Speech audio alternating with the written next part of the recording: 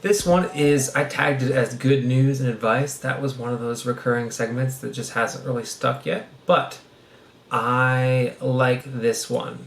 This one, we were talking about internships. This person said, their title of their post, and this was on our engineering students. They say, stop complaining about your internship not being hard or challenging. They go on to say, engineering internships aren't necessarily about challenging you as an engineer. They're mainly to see if you're someone they'd like to work with. Your degree is proof that you can do the work. The remedial tasks ensure that you are willing to work and do anything necessary.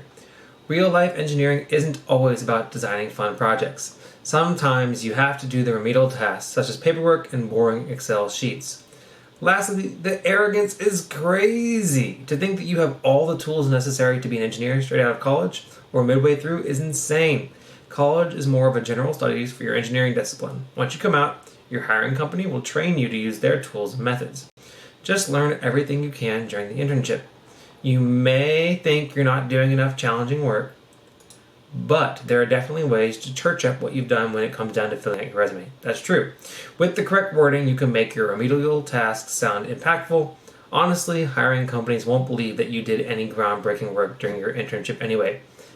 That is true.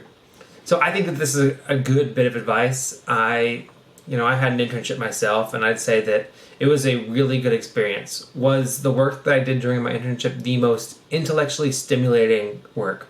Was it more mentally challenging than my heat transfer class or my fluids class or my senior design project? No, it wasn't. But I learned a lot from my internship. This person talked about sometimes you have to do the remedial tasks such as paperwork and boring Excel sheets. My internship taught me the importance of those tasks and how to manage focusing on those tasks and budgeting my time so that I would do those things and not be bored out of my mind or get distracted while doing those things. And then the arrogance bit, unless you're in a startup environment, when you're working for a large company as an engineer straight out of school, you're going to learn a lot from your company, and they're going to know what they want you to do. They're going to have their own systems, their own methodologies. So once you come out, they're going to teach you a lot of things you know how to do. And in your internship, you're going to learn all those things, but you're not going to learn everything that you're going to do in the job. So yeah, I think this person gave some great advice. It's really important to just learn whatever you can.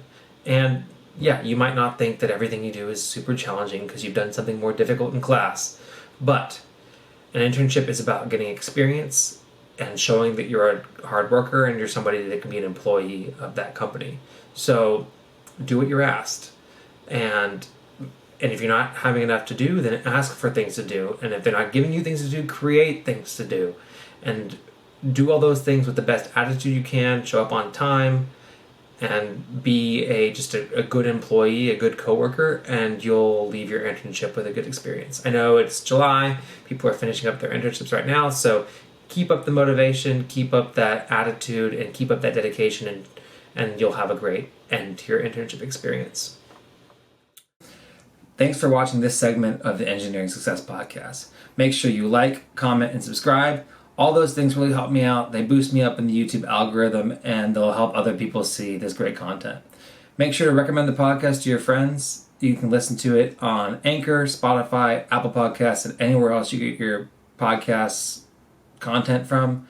And make sure you leave me 5-star reviews, like all my videos, and consider subscribing on Patreon or Anchor. All those things help me out, and I really appreciate it. Catch you next time. Never losing focus because I ain't chasing payments. Still playing in the basement while I'm working on arrangements. They heard the kid in 50 countries, thank God that's amazing. But I'd rather thank Spotify, they put me on the station.